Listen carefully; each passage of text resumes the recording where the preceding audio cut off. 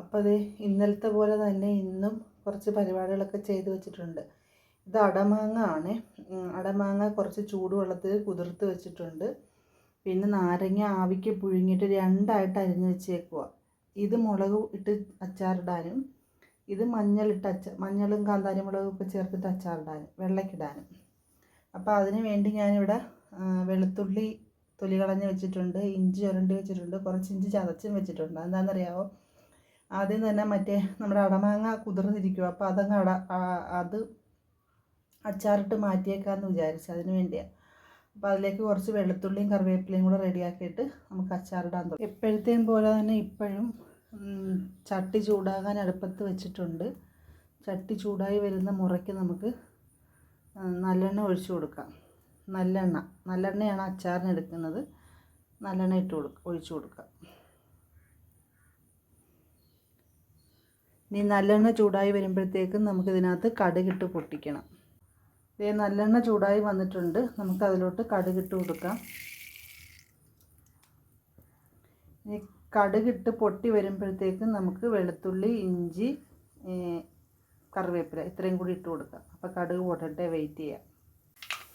അപ്പോൾ നമ്മുടെ കടുക് പൊട്ടി തുടങ്ങിയിട്ടുണ്ട്. അപ്പോൾ ഞാൻ ഫ്ലെയിം കുറച്ച് വെച്ചേക്കുവാണ്. ഇനി നമുക്ക് അതിലോട്ട് കണ്ട കറിവേപ്പില, വെളുത്തുള്ളി, ഇഞ്ചി ഇതെല്ലാം കൂടെ ഞാൻ ഒരുമിച്ചാണ് ഇട്ട് കൊടുക്കുന്നത്.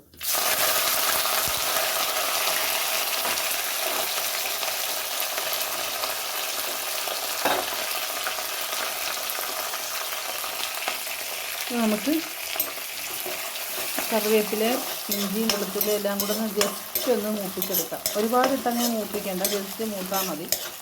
മൂത്ത് വരുമ്പോൾ നമുക്ക് ഇതിലോട്ട് മുളക് പൊടിയും മഞ്ഞൾപ്പൊടിയും ചേർത്ത് കൊടുക്കണം. അപ്പോൾ ഇതിനകത്ത് മുളക് പൊടിയും മഞ്ഞൾപ്പൊടിയും ചേർത്തിട്ടുണ്ട്. ഇനി അതും ഒന്ന് ഇളക്കി ജസ്റ്റ് ഒന്ന് മൂപ്പിച്ചെടുക്കണം.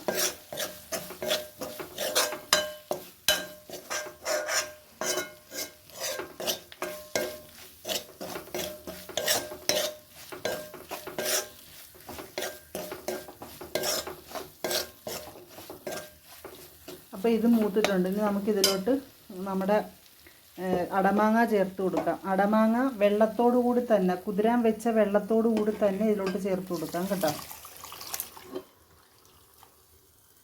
അടമാങ്ങ ചേർത്തതിന് ശേഷം നന്നായിട്ട് ഇളക്കി മിക്സാക്കി യോജിപ്പിച്ച് കൊടുക്കണം. നമ്മൾ ഈ മാങ്ങ ഉണങ്ങുന്ന സമയത്ത് ഉപ്പ് ചേർത്തിട്ടാണ് ഉണക്കുന്നത്.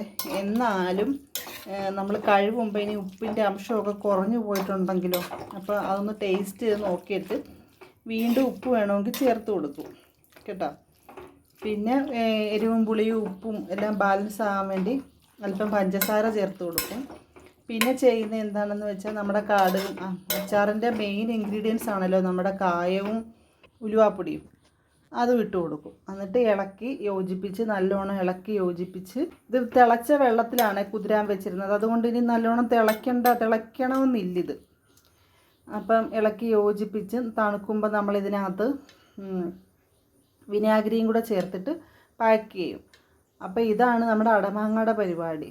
ഇനി നാരങ്ങ മുളകിലും ഇടണം, മഞ്ഞയ്ക്കും ഇടണം. അത് പിന്നെ ഞാൻ ഇന്നലത്തെ വീഡിയോയിൽ കാണിച്ചിട്ടുണ്ടായിരുന്നല്ലോ, നാരങ്ങ വെള്ള അച്ചാറിടുന്നത്. അപ്പം മുളകിലിടുന്നത് കാണിച്ചു തരാം. കാലുവേദന ആയതുകൊണ്ട് ടെറസിൽ കയറണ്ടെന്ന് വിചാരിച്ചിരിക്കുമായിരുന്നു. അപ്പോൾ ഇത് കണ്ട, ഇത് കറുനാരങ്ങയാണ് ഈ ഉണക്കാനിട്ടേക്കുന്നത്. നമ്മുടെ അടമാങ്ങ പോലെ തന്നെ കറുനാരങ്ങ ഉണക്കി നമുക്ക് അച്ചാറിട്ടാൽ നല്ലൊരു ടേസ്റ്റാണ്. അപ്പോൾ അതിന് വേണ്ടി ഉണക്കാനിട്ടേക്കുക. അപ്പം ഒരു മഴയുടെ ഒരു ലക്ഷണം കണ്ടതുകൊണ്ട് കുട്ടികളിവിടെ ഇല്ല, സ്കൂളിൽ പോയിരിക്കുന്നത് കൊണ്ട് ഞാൻ തന്നെ വീണ്ടും ടെറസിൽ കയറി വന്നു. അപ്പോൾ ടെറസിലെ കാഴ്ചകളും കൂടെ നിങ്ങളെ കാണിച്ചു തരാമെന്ന് വിചാരിച്ചു. അപ്പോൾ ഇത് കറുനാരങ്ങ ഉണക്കാനിട്ടേക്കുന്നത്. മെയിനായിട്ട് ഞാൻ കയറി വന്നത് അച്ചാറിടാൻ വേണ്ടി വെച്ചിരുന്ന കറിവേപ്പില കഴിഞ്ഞു പോയി. അപ്പം കറിവേപ്പില നമുക്ക് നാരങ്ങ അച്ചാറിലേക്ക് ഇനി കറിവേപ്പില ആവശ്യമുണ്ട്. അപ്പോൾ കറിവേപ്പില പറിക്കണം, അതിനാണ് കയറി വന്നത്. മഴയുടെ ലക്ഷണമുണ്ട്. അപ്പോൾ ഈ ഉണക്കാനിട്ടേക്കുന്നൊക്കെ എടുക്കണം. നാരങ്ങായും ഉണക്കാനിട്ടിട്ടുണ്ട്. അതുപോലെ തുണി, കഴിഞ്ഞ ദിവസം കഴുകിയ തുണി ചിങ്ങം ഒന്നായിട്ട് ഇന്നലെ നല്ല മഴയായിരുന്നു. അപ്പോൾ ഇന്ന് ചിങ്ങം രണ്ടായതുകൊണ്ട് കുറച്ച് വെയിലൊക്കെ, ചിങ്ങം രണ്ടായതുകൊണ്ടാണോ എന്തോ കുറച്ച് വെയിലുണ്ടായിരുന്നു. അപ്പോൾ ഇത് എടുക്കണം, ഉണങ്ങാനിട്ടേക്കുന്ന തുണി. അപ്പോൾ അടുത്ത പരിപാടി കറിവേപ്പില ഒടിക്കലാണ്. കറിവേപ്പില മണ്ടയെല്ലാം ഒടിച്ചിട്ട് തളിർത്ത് വരുന്നേ ഉള്ളൂ. അപ്പം എന്തായാലും അച്ചാറിന് ആവശ്യത്തിനുള്ളത് ഇനി ഒടിച്ചെടുക്കാം. 2 മണ്ട ഒടിച്ച്. അപ്പോൾ ഇനി ഈ ഉണങ്ങാനിട്ടിരിക്കുന്നതും വാരി ഞാൻ താഴോട്ട് പോവുകയാണേ. അപ്പോൾ അതേ ഞാൻ കറിവേപ്പിലയൊക്കെ പൊട്ടിച്ചുകൊണ്ട് വന്ന് നാരങ്ങ മഞ്ഞ അച്ചാറിടാനുള്ള ഒരുക്കത്തിലാണ്. അപ്പോൾ അതിന് വേണ്ടി ഞാൻ എല്ലാം റെഡിയാക്കി വെച്ചിട്ടുണ്ട്. വെളുത്തുള്ളി ഇഞ്ചി ചതച്ച് വെച്ചിട്ടുണ്ട്, വെളുത്തുള്ളി നീളത്തിൽ അരിഞ്ഞ് വെച്ചിട്ടുണ്ട്, കറിവേപ്പില, പിന്നെ കാന്താരിമുളക്, ഇത്രയും റെഡിയാക്കി വെച്ചിട്ടുണ്ട്. ചട്ടി ചൂടാക്കാൻ അടുപ്പത്തും വെച്ചിട്ടുണ്ട്. അപ്പം ചൂടായ ചട്ടിയിലോട്ട് നല്ലെണ്ണ അതിന് ഒഴിച്ച് കൊടുക്കാം. നല്ലെണ്ണ ഒഴിച്ചിട്ട് ഇനി ഇത് ചൂടായി വരുമ്പോഴത്തേനും കടുക് ഇട്ട് കൊടുക്കണം. അപ്പോൾ അതേ നമ്മുടെ കടുക് ഇട്ട് കൊടുത്തതും പൊട്ടി തുടങ്ങുന്നുണ്ട്. അപ്പം ഞാൻ ഇതിൻ്റെ ഫ്ലെയിം ഒന്ന് കുറച്ച് വെക്കുവാണ്. കുറച്ച് വെച്ചിട്ടാണ് നമുക്കിതിട്ട് കൊടുക്കാനുള്ളത്. ഇതിട്ട് കൊടുത്തു കഴിഞ്ഞാൽ ഒന്ന് അകലം പാലിക്കണം. കാരണം ഈ പിന്നെ നമ്മുടെ ഈ കാന്താരിമുളക് ഉണ്ടല്ലോ, എണ്ണയിലൊന്ന് മൂത്ത് വരുമ്പോഴത്തേനും പൊട്ടി അത് തെറിച്ച് മുഖത്തൊക്കെ വീഴാൻ സാധ്യതയുണ്ട്. അതുകൊണ്ട് ഒന്ന് അകലം പാലിച്ച് നിൽക്കണം. അപ്പോൾ ഞാനിത് ഇട്ട് കൊടുക്കുവാണ്. അപ്പോൾ ഞാൻ ഇത് എല്ലാം എണ്ണയിലിട്ട് ഇളക്കി കൊടുക്കുവാണ്. കാന്താരി മൂത്ത് വരുമ്പോൾ ഇത് പൊട്ടാൻ തുടങ്ങും, കണ്ണിലോട്ടും ഒക്കെ വീഴാൻ സാധ്യതയുണ്ട്. അതുകൊണ്ട് നമ്മൾ വളരെ സൂക്ഷിച്ച് നിൽക്കണം.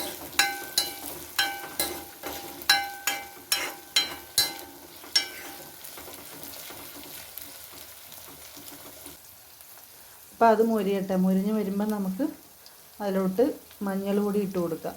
അത് മൊരിഞ്ഞുകൊണ്ടിരിക്കുക ഞാൻ മഞ്ഞൾ പൊടി ഇട്ട് കൊടുത്തേ.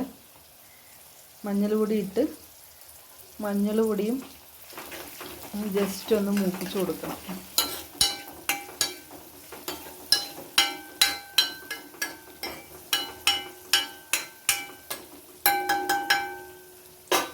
അപ്പോൾ അത് മൂത്ത് വന്നിട്ടുണ്ട്. നമുക്ക് അതിലോട്ട് അരിഞ്ഞ് ഉപ്പിട്ട് വെച്ചിരിക്കുന്ന നാരങ്ങ ഇട്ട് കൊടുക്കാം.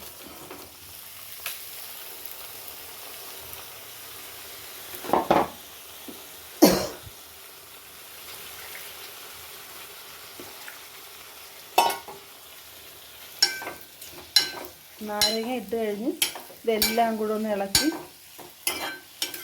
മിക്സ് ആക്കണം. ഫ്ലെയിം കുറച്ച് വെച്ചിരിക്കുമായിരുന്നല്ലോ, അപ്പോൾ ഫ്ലെയിം ഇത് ഇളക്കി മിക്സ് ആക്കിയിട്ട് ഫ്ലെയിം കൂട്ടി വെച്ചിട്ട് കുറച്ച് പച്ചവെള്ളം ഒഴിച്ചു കൊടുക്കണം.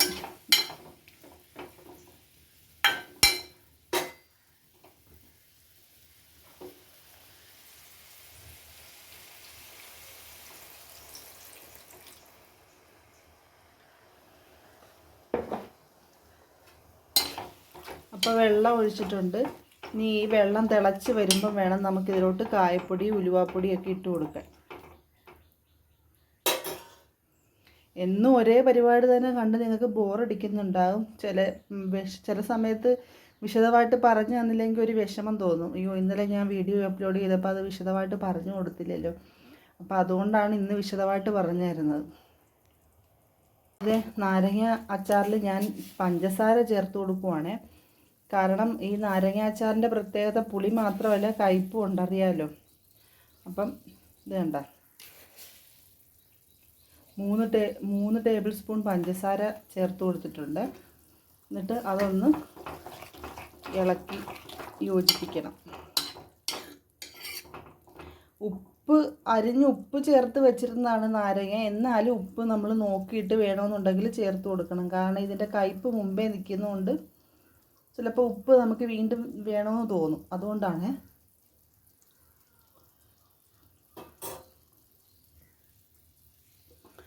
ഓരോ പ്രാവശ്യവും ഓരോ തരത്തിലെ കസ്റ്റമേഴ്സിനെയാണ് എനിക്ക് കിട്ടുന്നത്. അപ്പോൾ ഇന്നലെ ഉപ്പ് കുറച്ച് മതി എന്ന് പറഞ്ഞ ആളായതുകൊണ്ട് ഉപ്പ് ആവശ്യത്തിന് ചേർത്തിട്ടുണ്ടായിരുന്നുള്ളൂ. ഇന്ന് അങ്ങനെ ഒന്നും പറഞ്ഞിട്ടില്ല. അപ്പം അതാണ് ഞാൻ ഉപ്പ് ഇച്ചിരി മുന്തി നിൽക്കണമെന്ന് പറഞ്ഞത്. അപ്പം എന്തായാലും ഞാൻ ഉപ്പ് ചേർക്കുന്നില്ല. ഞാൻ ഉപ്പിട്ട് വെച്ചിരുന്നത് ആവശ്യത്തിന് തന്നെയാണ്. അപ്പം ഞാൻ അതിലോട്ട് നമ്മുടെ ഉലുവാപ്പൊടി ഇട്ട് കൊടുത്ത്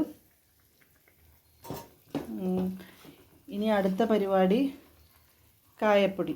ഉലുവാപ്പൊടിയേക്കാളും അല്പം മുന്നേ നിൽക്കണം കായത്തിൻ്റെ അളവ്. ടീസ്പൂണിലാണ് ഞാൻ അളക്കുന്നത്. എങ്കിൽ തന്നെ അതിങ്ങനെ തിക്കിയെടുക്കും. അപ്പോൾ അറിയാൻ പറ്റുമല്ലോ നമുക്ക് എന്തുമാത്രം വേണമെന്ന്. അധികവും കുറവും ഒക്കെ നമുക്ക് സ്പൂണിൽ ഇടന്നാലും അറിയാൻ പറ്റുന്നത്. ഇത് കണ്ടോ പൊങ്ങി നിൽക്കുന്നുണ്ട്. അപ്പം ഉലുവായും കായവും ഇട്ട് കൊടുത്ത് വീണ്ടും മിക്സാക്കി കൊടുക്കണം. ഒരുപാട് നേരം ഇട്ട് തിളപ്പിക്കണമെന്നില്ല, കാരണം ഓൾറെഡി നാരങ്ങ നമ്മൾ ആവിയിൽ പുഴുങ്ങിയെടുത്തതായിരുന്നല്ലോ. അതുകൊണ്ട് ഇനി അത് കുറേ നേരം കിടന്നങ്ങ് തിളയ്ക്കണമെന്നൊന്നുമില്ലേ. അപ്പം ഇരുന്ന് കുറുകിക്കോളും. ഇച്ചിരി നീണ്ടിരിക്കും, എന്നാലും നാരങ്ങാച്ചാർ ഇരുന്ന് കുറുകും. അപ്പം ഇത് ഞാൻ ഓഫ് ചെയ്യുവാണ്, ഫ്ലെയിം ഓഫ് ചെയ്യുക. ഇനി തടുക്കുമ്പോൾ നമുക്കിതിനകത്ത് വിനാഗിരി ചേർത്ത് കൊടുക്കാം, എന്നിട്ട് പാക്ക് ചെയ്യാം. ഓക്കെ, ഇനി അടുത്തത് നാരങ്ങ ചുവപ്പ് അച്ചാറിടുന്നതാണ്. അപ്പോൾ ഞാൻ നാരങ്ങ വെള്ള ഇട്ട ചട്ടി തന്നെയാണ്, ചീനച്ചട്ടി തന്നെയാണ് ഞാൻ നാരങ്ങ ചുവപ്പിനും എടുത്ത് വെച്ചത്. നാരങ്ങ വെള്ള അച്ചാർ ഞാൻ ഇതിലോട്ട് മാറ്റി. ഇത് കണ്ടോ, വേറൊരു പാത്രത്തിലോട്ട് മാറ്റിയിട്ട് മൂടി വെച്ചേക്കുക. എന്നിട്ട് ഞാൻ ആ സെയിം ചീനച്ചട്ടി തന്നെ ഞാൻ അടുപ്പിൽ ചൂടാകാൻ വെച്ചിട്ടുണ്ട്, എണ്ണ ചൂടാകാൻ വെച്ചിട്ടുണ്ട്. അപ്പോൾ എണ്ണ ചൂടായിട്ടുണ്ട്, നമുക്ക് കടുകിട്ട് കൊടുക്കാം. ഫ്ലെയിം കുറച്ചിട്ട് ഞാൻ കടുകിടുവാണ്.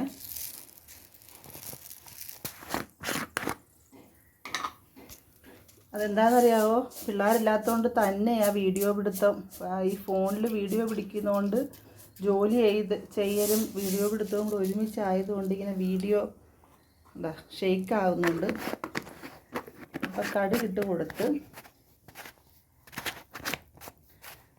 കടുക് പൊട്ടുമ്പോഴത്തേക്കും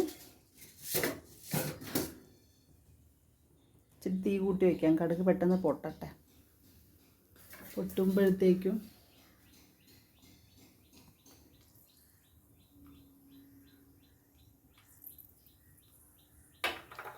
എനിക്കൊരു മറവി സംഭവിച്ചു. നാരങ്ങ വെള്ളക്കിടുമ്പോഴുണ്ടല്ലോ, ഈ കടുക് പൊട്ടിക്കുന്നതിൻ്റെ കൂട്ടത്തിൽ നല്ല ജീരകം കൂടെ ഞാൻ പൊട്ടിക്കുമായിരുന്നു. പക്ഷെ നേരത്തെ ഇട്ടതിൽ നല്ല ജീരകം പൊട്ടിക്കാൻ വിട്ടുപോയി. കുഴപ്പമില്ല, ടേസ്റ്റിന് വ്യത്യാസമൊന്നും വരത്തില്ല. നല്ല ജീരകം പൊട്ടിച്ചാൽ നമ്മൾ നല്ലതാണ്. ഹോം മെയ്ഡ് പിക്കിളിനൊക്കെ ഒഴിച്ചിട്ട് നല്ല ജീരകം കൂടെ പൊട്ടുമ്പോൾ ഒരു ടേസ്റ്റാണ്. അപ്പോൾ അതേ കാന്താരി മുളകില്ല, വെളുത്തുള്ളിയും കറിവേപ്പിലയും ഇഞ്ചിയും മാത്രമേ ഉള്ളൂ. അത് ഇതിലോട്ട് ഇട്ട് കൊടുക്കുക.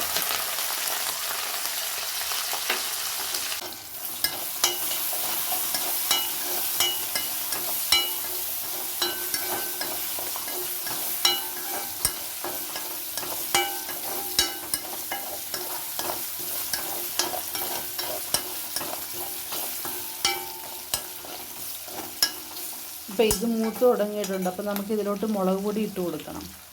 മുളക് പൊടിയും മഞ്ഞൾപ്പൊടിയും ചേർത്തിട്ടുണ്ട്, ഒരു 3 സ്പൂൺ.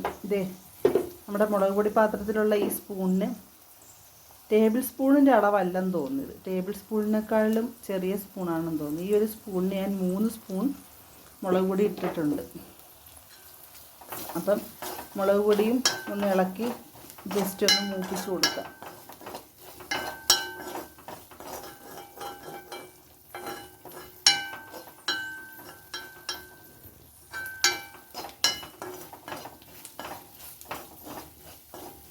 അപ്പം മുളക് പൊടിയും മഞ്ഞൾപ്പൊടിയും കൂടെ മുരിഞ്ഞിട്ടുണ്ട്. അപ്പം നമ്മൾ അതിലോട്ട് നാരങ്ങ ഇട്ട് കൊടുക്കുവാണ്. അപ്പം അതേ ഉപ്പിട്ട് വച്ചിരിക്കുന്ന നാരങ്ങ ഇട്ട കൂട്ടത്തിൽ തന്നെ ആവശ്യത്തിനുള്ള വെള്ളവും കൂടെ ചേർത്ത് കൊടുക്കുക. നാരങ്ങയുടെ നെകക്കെ വെള്ളം നിൽക്കാവുള്ളൂ, വെള്ളം കൂടി പോകരുത്, ശ്രദ്ധിക്കണം. വെള്ളം കൂടിപ്പോയാൽ അച്ചാറിൻ്റെ പരുവമായിരിക്കത്തില്ല, ഒഴിച്ചുകറിയുടെ പരുവമായിപ്പോവും.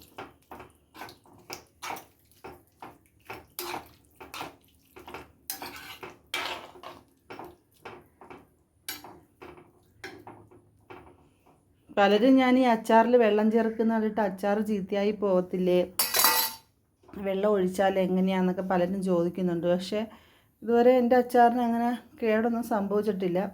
നല്ല വെയിലുള്ള സമയത്താണെങ്കിൽ ഞാൻ അച്ചാർ വെയിൽ കൊള്ളിക്കും കേട്ടോ. ഇതിൻ്റെ പുറത്ത് വെള്ള കോട്ടൺ തുണിയിട്ട് മൂടി ഇത് വേറൊരു പാത്രത്തിലോട്ട് മാറ്റും. നമ്മൾ അച്ചാറിടുന്ന പാത്രത്തിൽ നിന്ന് വേറൊരു പാത്രത്തിലോട്ട് മാറ്റിയിട്ട് അഴുക്കും പൊടിയും കരിയിലയും ഒന്നും പറന്ന് വീഴാതിരിക്കാൻ വേണ്ടി അതിൻ്റെ പുറത്ത് വെള്ള കോട്ടൺ തുണിയിട്ട് മൂടിയിട്ട് കൊണ്ട് വെയിൽ കൊള്ളിക്കും. അപ്പോൾ ഇപ്പം മഴയില്ലാത്തതുകൊണ്ട് നമുക്ക് വെയിൽ കൊള്ളിക്കാൻ പറ്റത്തില്ല. എന്നാലും ഈ അച്ചാർ കൈകാര്യം ചെയ്യുന്ന രീതി പോലെ ഇരിക്കും. ചിലർ നനഞ്ഞ സ്പൂണൊക്കെ ഇട്ട് അച്ചാർ കോരിയെടുക്കും. അങ്ങനെയൊക്കെ ആണെങ്കിൽ കൈയിട്ടൊക്കെ വാരിയെടുക്കും.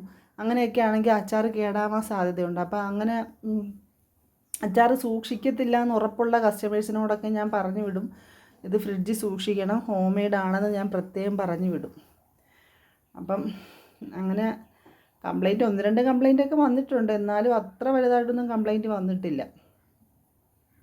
അപ്പോൾ അതേ അച്ചാറിന് തിള വന്ന് തുടങ്ങിയിട്ടുണ്ട്. ഈ സമയത്ത് നമുക്ക് ഉലുവായും കായവും ഇട്ട് കൊടുക്കാം.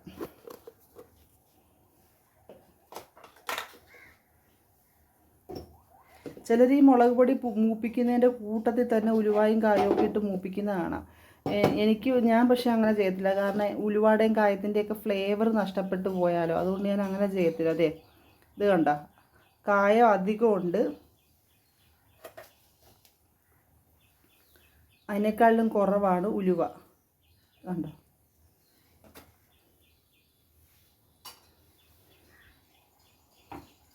നല്ല ഇളക്കി മിക്സാക്കി കിടക്കണം, അല്ലെങ്കിൽ കായം കലങ്ങാതെ കട്ട കെട്ടിക്കിടക്കുവേ. വെള്ളത്തിലോട്ട് നമ്മൾ തിളച്ച വെള്ളത്തിലോട്ടല്ലേ ഇട്ടത്, അതുകൊണ്ട് ഈ കായത്തിന് അങ്ങനത്തെ ഒരു സ്വഭാവമുണ്ട്. കട്ട പിടിച്ച് ഇടയ്ക്കിടയ്ക്ക് അവിടെ ഇവിടെയായിട്ട് കിടക്കും. ഇളക്കി എല്ലായിടവും എത്തത്തക്ക വിധം യോജിപ്പിച്ച് കൊടുക്കണം. ഇതേ കണ്ട, വെള്ളം ഒഴിച്ച സമയത്ത് ഇച്ചിരി നീണ്ടിരുന്നെങ്കിലും ഇപ്പോൾ ഇത് കണ്ട കുറുകിയത് കണ്ട. ഇനി ഇരിക്കും തോറും ഇത് കുറുകും. അതുകൊണ്ടാണ് വെള്ളം ഒഴിച്ചു കൊടുക്കണമെന്ന് പറയുന്നത്. പിന്നെ നികക്കേ വെള്ളം ഒഴിക്കത്തുള്ളൂ, ഓവർ വെള്ളം ഞാൻ ഒഴിക്കത്തുമില്ല. അപ്പം നല്ലോണം ഈ വെള്ളം തിളച്ച് കിട്ടിയാൽ മതി. നമുക്ക് നാരങ്ങ നേരത്തെ പോലെ തന്നെ വേകണമെന്നില്ല, വെന്ത നാരങ്ങ ആയതുകൊണ്ടാണ്. നാരങ്ങ അച്ചാറിൻ്റെ പരിപാടി കഴിഞ്ഞു. ഓക്കെ, അപ്പോൾ ഇനി ഇതും നേരത്തെ പറഞ്ഞത് കൂട്ട് തന്നെ തണുക്കുമ്പോൾ വിനാഗിരി ചേർത്ത് പാക്ക് ചെയ്യണം. അപ്പോൾ ശരിക്കും പറഞ്ഞാൽ ഈ നാരങ്ങ ചുവപ്പിന് എനിക്ക് ഓർഡർ ഇല്ല. നാരങ്ങ വാങ്ങിച്ചപ്പോൾ അധികം അങ്ങ് വാങ്ങിച്ചേച്ച്. കാരണം ചുമ്മാ നാരങ്ങ വാങ്ങിക്കാൻ പോകൽ ബുദ്ധിമുട്ടായതുകൊണ്ട് നാരങ്ങ അധികം അങ്ങ് വാങ്ങിച്ചേച്ച്. കാരണം നമുക്ക് അച്ചാറിട്ട് വെച്ചിരുന്നാലും കുഴപ്പമില്ല, നമ്മളിവിടെ ഒരു കടയിലും അച്ചാർ കൊടുക്കുന്നുണ്ട്. അപ്പോൾ എന്തായാലും അവിടത്തേക്ക് കൊടുക്കാമെന്ന് വിചാരിച്ചിട്ട് നാരങ്ങ അധികം വാങ്ങിച്ച്. അപ്പോൾ ഇതേ അച്ചാറിൻ്റെ പരിപാടി എല്ലാം കഴിഞ്ഞ് വീണ്ടും കൃഷിപ്പണിയിലോട്ട് ഇറങ്ങിയിരിക്കുകയാണ്. ഇന്നത്തെ കൃഷിപ്പണി ഇതാണ്. ഈ ചട്ടിയിൽ ഞാനൊരു മരമുല്ലയുടെ, ഇത് കണ്ട വലിയ ചട്ടിയാണ്, വെറുതെ ഈ ചട്ടിയെ മെനക്കെടുത്തി ഒരു മരമുല്ലയുടെ തൈ വാങ്ങിച്ച് വെച്ചിട്ടിപ്പോൾ 1 വർഷം കഴിഞ്ഞ്. വെച്ചപ്പോൾ മുതലിനൊരു ഗ്രോത്തിൽ, ഒരു വളർച്ചയില്ലാതെ ഇങ്ങനെ നിൽക്കുക. ഇതൊരു ചെറിയ പോളിത്തീൻ കവറിലായി തൈ കിട്ടിയത്. അപ്പോൾ ഞാൻ പോളിത്തീൻ കവറെല്ലാം കീറി മാറ്റിയിട്ട് ഈ ചട്ടി ക്ലിപ്പിച്ച് നിർത്തിയിരിക്കുമായിരുന്നു. ഒരു ഉഷാറില്ലാതെ നിന്ന് ഇപ്പോൾ അവസാനം ഇത് കണ്ടോ ഈ പരുവത്തിലായി, ഉണങ്ങിപ്പോയി. അപ്പോൾ ഞാൻ ഓർക്കുന്നത് എന്താ ഇതിങ്ങനെ ഉണങ്ങിപ്പോയി, എന്തായാലും പിഴുത് നോക്കാമെന്ന് പറഞ്ഞ് ചെടി വലിച്ച് പിഴുതപ്പോൾ ഇത് കണ്ട ഇതിൻ്റെ താഴെ ചെറിയ ബാസ്ക്കറ്റ് പോലൊരു കുഞ്ഞിന് പോട്ടിനകത്ത് ഈ മരമുല്ലയുടെ കമ്പ് വെച്ചിട്ട് വേര് പിടിപ്പിക്കുന്നതാണ്. ഇത് കണ്ട വേര് പിടിപ്പിക്കുന്നത്. നമ്മൾ ഇതെടുത്ത് കളഞ്ഞ് എപ്പോഴും നമ്മൾ പുതിയ നഴ്സറിയിൽ നിന്ന് തൈ വാങ്ങിക്കുമ്പോൾ നമ്മളതിനെ നോക്കണം. പോളിത്തീൻ കവർ മുറിച്ച് മാറ്റിയിട്ട് ഇതിൻ്റെ ചോട്ടിലുള്ള മണ്ണ് ഇളക്കി നോക്കണം. ഇതുപോലെ ബാസ്ക്കറ്റുകളുണ്ടെങ്കിൽ അതെടുത്ത് കളഞ്ഞതിന് ശേഷം മാത്രമേ ചെടി കിളിപ്പിക്കാവുള്ളൂ, അല്ലെങ്കിൽ ഇതുപോലെ വലിയ നഷ്ടങ്ങളൊക്കെ സംഭവിക്കും. എനിക്ക് തോന്നുന്നു 150 രൂപയ്ക്ക് മേളിലായി മിനിയേച്ചർ മരമുല്ല. എനിക്കിവിടെ വലിയ മരമുല്ലയുടെ തൈ മേടിച്ച് വയ്ക്കാനുള്ള സ്ഥലമില്ല, അതുകൊണ്ടാണ് വലിപ്പത്തിൽ വളർത്തിയെടുക്കുക. അപ്പം മിനിയേച്ചർ ആകുമ്പം പൂവും കാണാം, മണവും കിട്ടും, ഭംഗി ആസ്വദിക്കാമെന്നൊക്കെ പറഞ്ഞ് മേടിച്ചതാണ്, നഷ്ടമായിപ്പോയി. അപ്പോൾ എന്തായാലും ഈ ചട്ടിയിലോട്ട് ഞാൻ വേറെ ഒരു സംഭവം കിളിപ്പിക്കാൻ പോവാം. അപ്പോൾ ഇതിൽ നിന്ന് ആദ്യം കുറച്ച് മണ്ണെടുക്കണം. ഇത് കണ്ട, ഇതെനിക്ക് വഴിയരികിൽ നിന്ന് കിട്ടിയതാണ്, കളർ ചേമ്പ് ചെടി. നല്ല ഭംഗിയില്ലേ? പക്ഷേ ഇത് വെച്ചാൽ ഭയങ്കര ഇതാണ്, ഡേഞ്ചറാണ് സംഭവം. സ്ഥലമില്ലാത്തവർക്കൊക്കെ ഇത് പടർന്നങ്ങ് പിടിക്കും. അപ്പം ചെറിയ ചട്ടികളിലൊക്കെ നമുക്ക് ഒതുക്കി വളർത്തുവാണെങ്കിൽ ഭംഗിയാണ്. അപ്പം ഞാൻ ഈ ചട്ടിയിൽ നിന്ന് കുറച്ച് മണ്ണ് വാരി ഇത് കണ്ടോ ഇതിലോട്ടാക്കിയിട്ട്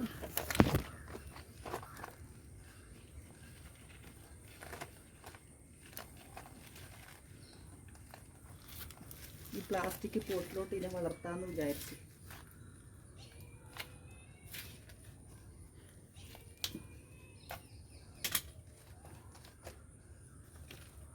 അപ്പോൾ ഇതിനെടുത്ത് നമുക്ക് അപ്പുറത്തെ സൈഡിലോട്ട് വയ്ക്കാം. ഇങ്ങനെയുണ്ട്, ക്യൂട്ടായിട്ടില്ലേ? ഇത് കണ്ട, ഇതെൻ്റെ പിച്ചകമുല്ല. ഞാൻ എപ്പോഴും നിങ്ങളെ കാണിക്കുന്നതാണല്ലോ. പിച്ചകമുല്ലയുടെ അവസ്ഥ കണ്ട, ഇലയെല്ലാം മഞ്ഞളിച്ച്. മുല്ലയെല്ലാം അങ്ങനെ തന്നെയാണ്. കുടമുല്ലയാണെങ്കിലും ഇത് കണ്ട, പിച്ചകമുല്ലയാണെങ്കിലും എല്ലാം ഇലയെല്ലാം മഞ്ഞളിച്ച് മൊത്തം പോകാറായി. കാരണം വെള്ളത്തിൻ്റെ പ്രശ്നമാണോ അതോ ഈ മഞ്ഞളിപ്പ് വരാൻ പല കാരണങ്ങളുണ്ട്. പിന്നെ മഗ്നീഷ്യം കുറഞ്ഞാലും ഇങ്ങനെ സംഭവിക്കും. അപ്പം മഗ്നീഷ്യം സൾഫേറ്റ് വാങ്ങിച്ചില്ല. അപ്പോൾ ഈ മണ്ണിലൊന്നും കാണത്തില്ല, കാരണം കെട്ട മണ്ണാണ് ഇവിടുത്തെ മണ്ണ്. നമ്മുടെ ചതുപ്പ് സ്ഥലമായിരുന്നു, അത് നികത്തി കല്ലും കട്ടയെല്ലാം ഇട്ട് നികത്തിയതാണ്. അതിൻ്റെ പുറത്തൊക്കെ ഇപ്പോൾ വേരോടാതൊക്കെ ആയിരിക്കും ഇതിങ്ങനെ സംഭവിക്കുന്നത്. അപ്പോൾ ഇത് കണ്ട, അത് മൊത്തം മഞ്ഞളിച്ച്. അപ്പോൾ മഞ്ഞളിപ്പ് തുടങ്ങിയപ്പോഴേ എനിക്ക് വിഷമമായിരുന്നു. നമ്മൾ വാങ്ങിച്ച് വെക്കുന്നതായതുകൊണ്ടാണ്, പോയി കഴിയുമ്പോൾ നമുക്കൊരു സങ്കടമല്ലേ. പക്ഷേ ഇതിന് ഞാൻ അധികം വിലയൊന്നും കൊടുത്തില്ല. ഒരു 40 രൂപ കൊടുത്തൊരു നഴ്സറിയിൽ നിന്ന് വാങ്ങിച്ചതായി പിച്ചകമുല്ല. പക്ഷേ ഇത് ഞാൻ അങ്ങനെയല്ല. ഇത് ആലപ്പുഴ മുല്ലയാണ്. ഇതിൻ്റെ അവസ്ഥ കണ്ടോ? ഇതൊരു ചെറിയ പ്ലാന്റ്. ഈ വലിപ്പത്തിൽ ഇത്രയും വലിപ്പമേ ഉണ്ടായിരുന്നുള്ളൂ ഞാൻ വാങ്ങിക്കുമ്പോൾ. കമ്പിനൊന്നും ഇത്രയും വണ്ണമൊന്നും ഇല്ലായിരുന്നു. ഒരു ആലപ്പുഴ മുല്ല വാങ്ങിച്ച് വെച്ച് പിടിപ്പിച്ച് അതിൻ്റെ അവസ്ഥ കണ്ടോ? ഇലയെല്ലാം മഞ്ഞളിച്ച് തളർന്ന് പകുതി ഇലകളെല്ലാം കൊഴിഞ്ഞു പോയി, മുകളിലോട്ടൊക്കെ ഉണങ്ങിയും പോയി. അപ്പം ഞാൻ ഇതിങ്ങനെ നിൽക്കുന്നുണ്ട്. ഇനി മഴ പോയി കഴിയുമ്പോൾ കിളിച്ച് വരുമോ എന്നൊന്നും എനിക്കറിയത്തില്ല. പുതിയ തളിര് വരുമോ, കിളിക്കുമോ, അതതിന് നഷ്ടപ്പെട്ടു പോകുമോ എന്നും അറിയത്തില്ല. അപ്പം ഞാൻ എന്തായാലും ഞങ്ങളുടെ അയൽവക്കത്തെ വീട്ടിൽ ഈ മുല്ല ഉണ്ടായിരുന്നു. പിന്നെ അവിടെ നിന്ന് കമ്പ് ചോദിച്ചു. പക്ഷേ ഞാൻ ഈ റോസിൻ്റെ മുല്ലയുടെയൊക്കെ കമ്പ് വെച്ചാൽ എനിക്ക് കിളിച്ച് കിട്ടാൻ വലിയ പ്രയാസമാണ്. ഞാൻ സാധാരണ ചെയ്യുന്നത് ലെയർ ചെയ്തെടുക്കുകയാണ് ചെയ്യുന്നത്. അപ്പോൾ എന്തോ ഇത് ഇങ്ങനെ കിളിക്കുമോയെന്ന് അറിയത്തില്ല. ഞാൻ 2-3 കമ്പ് വാങ്ങിച്ച് പലയിടത്തായിട്ട് കുത്തിയിട്ടുണ്ട്. അതിലൊരു കമ്പാണ് ദേ ഈ ചോട്ടി നിൽക്കുന്നത്. ഇത് കണ്ട, അപ്പോൾ കുത്തിയിട്ടുണ്ട്. പിന്നെ ഒരെണ്ണം ദേ ഇവിടെ കുത്തിയിട്ടുണ്ട്. അതുപോലെ പിച്ചിയും ഭയങ്കര ആഗ്രഹിച്ച് മേടിച്ചതാണ്. ഇത് കണ്ട പിച്ചിയുടെ അവസ്ഥ. പിച്ചി എല്ലാം ഉണങ്ങിപ്പോയിട്ട് ഒരു കമ്പിങ്ങനെ നിൽപ്പുണ്ട്. ഇനി അത് കിളിക്കുമോയെന്ന് അറിയത്തില്ല. അപ്പോൾ ആ കൂട്ടത്തിൽ തന്നെ ഞാൻ ഇത് കമ്പ് വെച്ച് ടെറസിൽ 2 കമ്പ് കൊണ്ട് വെച്ചിട്ടുണ്ട്. കിളിക്കുമെങ്കിൽ കിളിക്കട്ടെ, ഭാഗ്യം. അല്ലെങ്കിൽ ഇനി നമുക്ക് എവിടെ നിന്നെങ്കിലും കിട്ടുവാണെങ്കിൽ വാങ്ങിച്ച് കിളിപ്പിക്കാം. അപ്പം പറഞ്ഞു വന്നത് എന്താണെന്ന് വെച്ചാൽ, ഈ പിച്ചകം ഇങ്ങനെ മഞ്ഞളിച്ച് കണ്ടപ്പോഴേ ഇതിൻ്റെ ഒരു മണ്ട ഒടിച്ച് ഞാൻ ഒരു പൈപ്പിൽ മണ്ണ് നിറച്ച് വെച്ചിട്ടുണ്ട്. എന്തിനാണെന്നറിയാം, മുളക് കിളിപ്പിക്കാൻ വേണ്ടി വെച്ചതാണ്. മുളക് വളരുന്നൊന്നുമില്ല. ഇത് കണ്ട, മുളക് മുരടിച്ച് നിൽക്കുക. അപ്പം ഞാൻ ഒരു കമ്പൊടിച്ച് അതേ കുത്തിയപ്പോൾ എന്തായാലും അത് കിളിർത്ത് കിട്ടി. നമുക്കിനി ഇത് വേര് പൊട്ടാതെ പറിച്ച് ആ മരമുല്ല നിന്ന മിനിയേച്ചർ മരമുല്ല നിന്ന ചട്ടിയിലോട്ട് നമുക്ക് കിളിപ്പിച്ച് നോക്കാം. കിളിർത്ത് കിട്ടിയാൽ രക്ഷപ്പെട്ടു. ഇപ്പം ഇത് പറിക്കുവാണേ.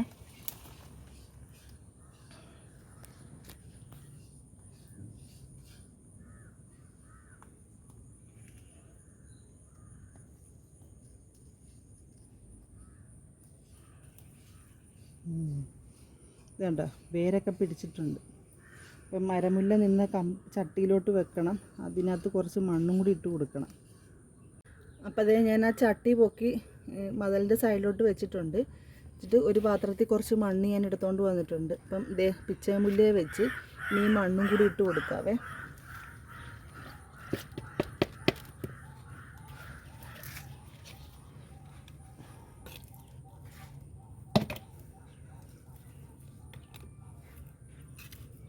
മണ്ണ് പോരാ, നമുക്ക് കുറച്ച് മണ്ണും കൂടി ഇട്ട് കൊടുക്കാം. സംഘടിപ്പിക്കണം മണ്ണ്. അപ്പം ഈ ചട്ടിയിലോട്ട് ഞാൻ ആക്കിയിട്ടുണ്ട്. കിളിക്കുവാണെങ്കിൽ നിങ്ങളെ കാണിച്ചു തരാം. ഇത് കണ്ട, ഇപ്പുറത്ത് നിൽക്കുന്നത് നമ്മുടെ നീലച്ചേമ്പിൻ്റെ ചോട്ടിൽ ഞാനൊരു നമ്മുടെ നീല മധുരക്കിഴങ്ങിൻ്റെ വള്ളി നട്ടതാണ്. അത് നല്ലോണം കിളിച്ചിട്ടുണ്ട്.